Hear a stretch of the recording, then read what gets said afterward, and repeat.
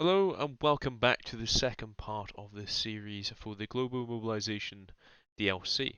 In this part we're going to be covering all units covered in the West Germany faction of this DLC, and the next video will be for the East, the last faction we'll be covering. We also will be touching on civilians in that one as well. So without further ado, let's get straight into West Germany's units, weapons and vehicles.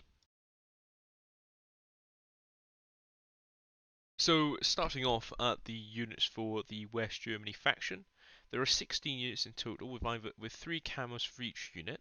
The equipment, as you could probably see, is very similar to the Danish armed forces, sharing many weapons and vehicles with them. This faction also includes military police officers and service bicycles, being the more interesting units which can be found within this faction. Now, if you look, the equipment is quite similar, but it's not exactly identical to the Danish, which is always nice to see.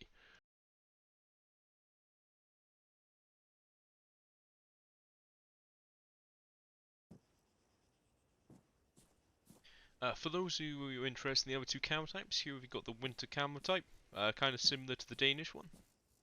And then here we've got the autumn one as well, if you guys are intrigued at the different camos.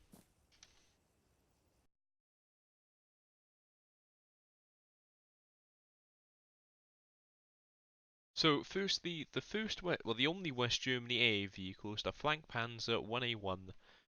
It has no interior like the other vehicles, but gives the option to turn in and outside well inside the vehicle, like others as well.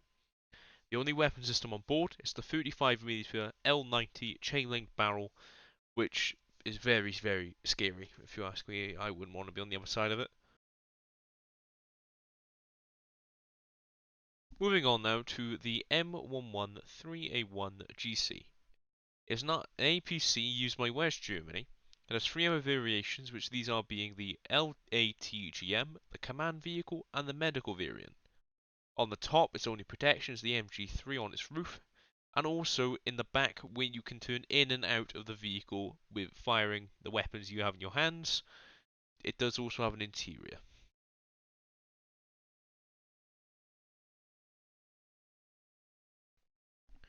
The final APC is the TPZ-1A0. It comes with 2 other variants, including the Engineer and Recon, and the one you're currently seeing, the Command variant. It has a full interior, front and rear, with firing positions for shooting outside of the vehicle, and is mounted with an MG3 for the commander for the front.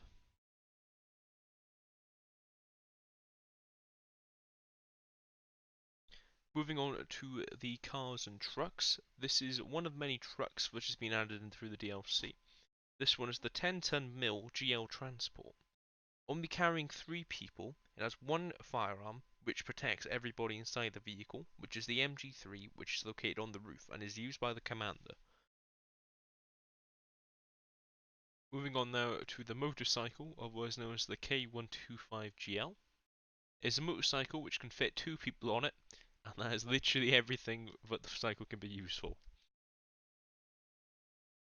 Now this is where the vehicles which don't have much description to them, so they're very quick. So this here is the truck 0.5 ton TML GL, which fits 4 people. It's got no mounted weapons on it, but it's very good. Well, it has firing position at the back, but obviously it's your standard troop transport for the West Germans.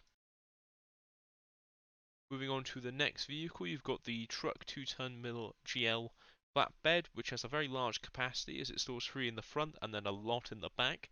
It has 1 mounted gun on it, which is the MG3 mounted on the roof for the commander, and obviously everyone at the rear of the vehicle can also fire out of it. Finally, we have got the truck 5-ton MIL GL transport. Like its similar one, it's got a large capacity and is practically the same as the previous, but obviously it's a 5-ton instead of a 2-ton.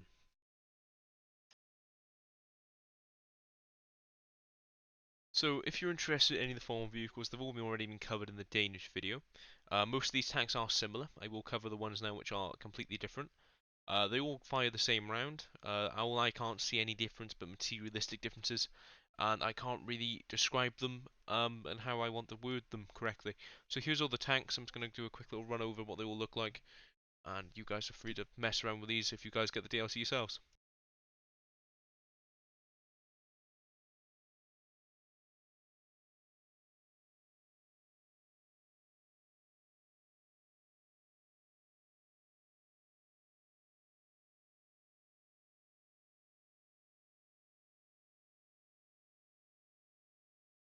The final weapon, sorry, one of the final weapons that have been added for the West Germans is the Mini Uzi.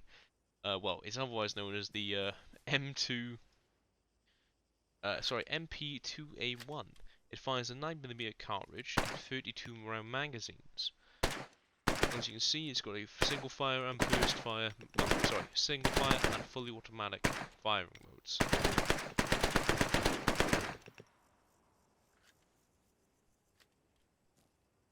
The final weapon we've got here is the PM 9x18mm handgun. It fires a 9mm 8 round magazine or a 9mm.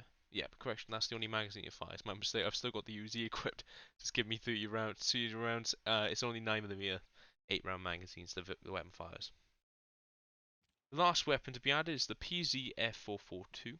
There are 3 different colours for it. I'm currently just got the tan one equipped. That reload animation is beautiful. So it goes in, we're ready. We're going to strike that vehicle there.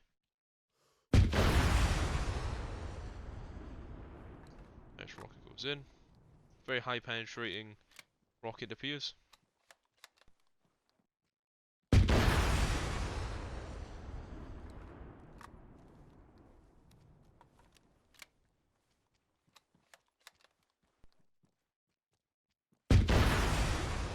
Yeah, that's that.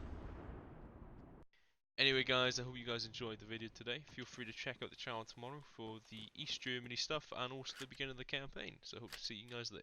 Have a good night. I am flesh and I am bone, rise up, ting ting like glitter and gold. I got fire in my soul, rise up, ting ting like glitter.